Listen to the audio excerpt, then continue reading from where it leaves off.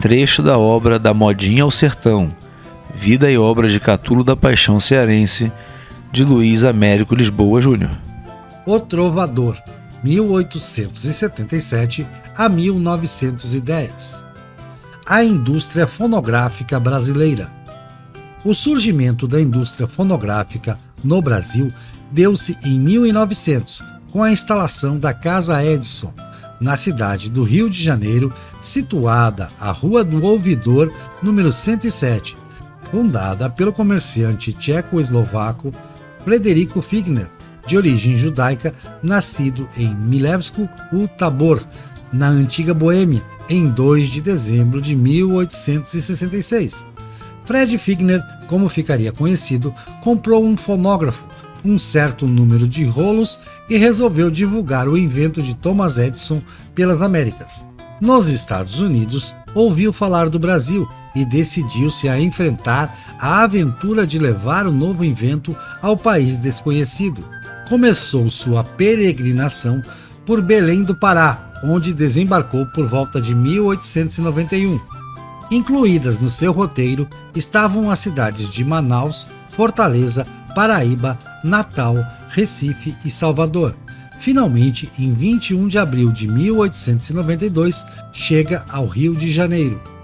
Em 1900, com um capital de 10 contos de réis, registra na Junta Comercial do Rio de Janeiro uma firma a qual dá o nome de Casa Edison, situada na Rua do Ouvidor, número 107, passando então a comercializar cilindros e fonógrafos, que importava diretamente dos Estados Unidos.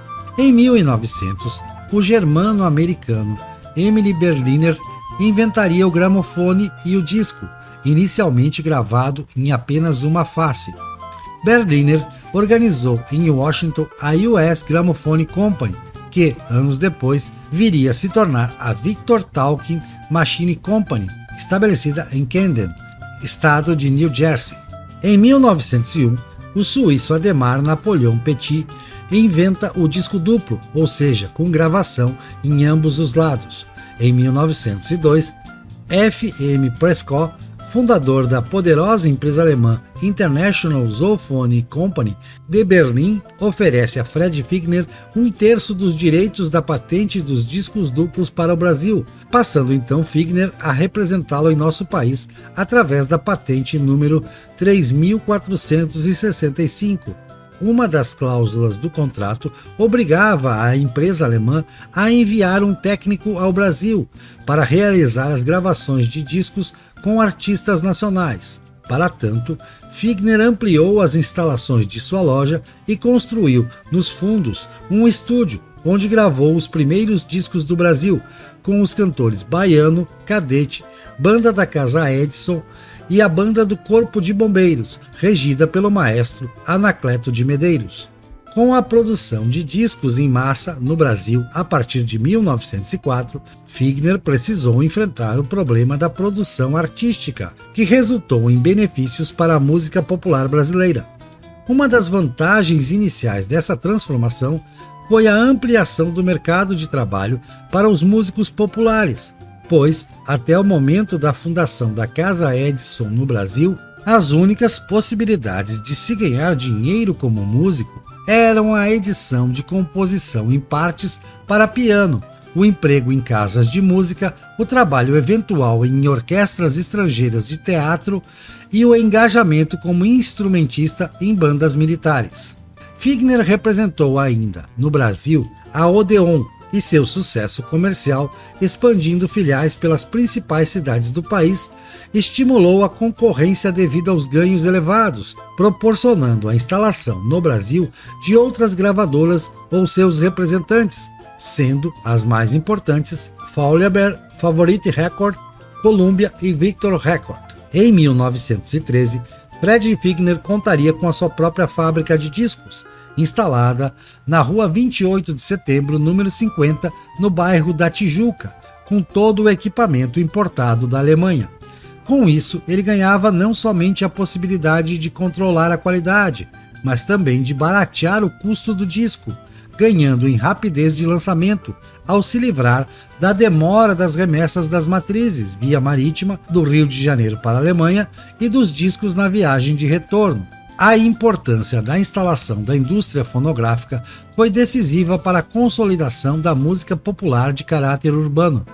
Sobre esse assunto, vejamos o que diz Luiz Tati no livro O Século da Canção.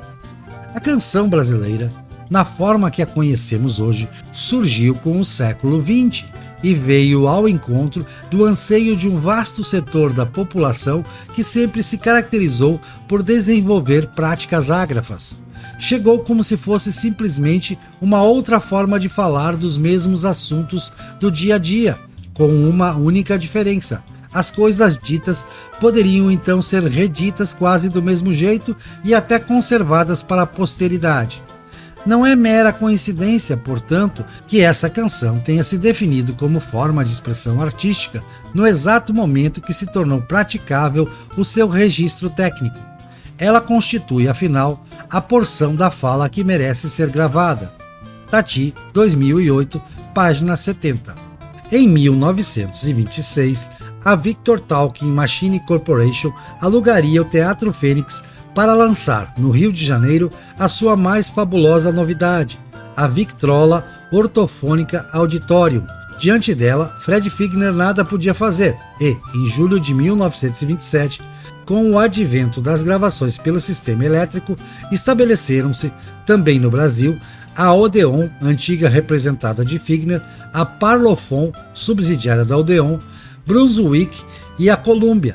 A Casa Edison continuaria existindo como loja e editora, mas sem a força dos primeiros tempos, deixando, porém, a sua contribuição marcada para sempre nos anais da história da música popular brasileira e dando a Fred Figner o merecido título de patrono das gravações no Brasil.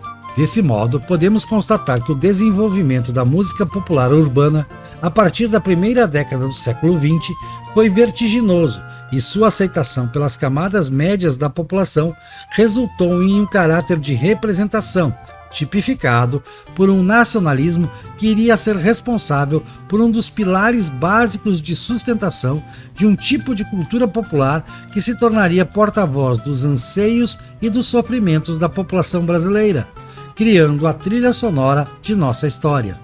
Aliado a essa crescente aceitação como símbolo de um país que se descobria e caminhava rumo a um processo de desenvolvimento, a música popular, nas 3 primeiras décadas do século XX, com seus compositores e intérpretes, teve um papel fundamental na formação do perfil do brasileiro urbano, preocupado com as questões sociais e cúmplice desse processo de crescimento que se iniciava e que seria contínuo.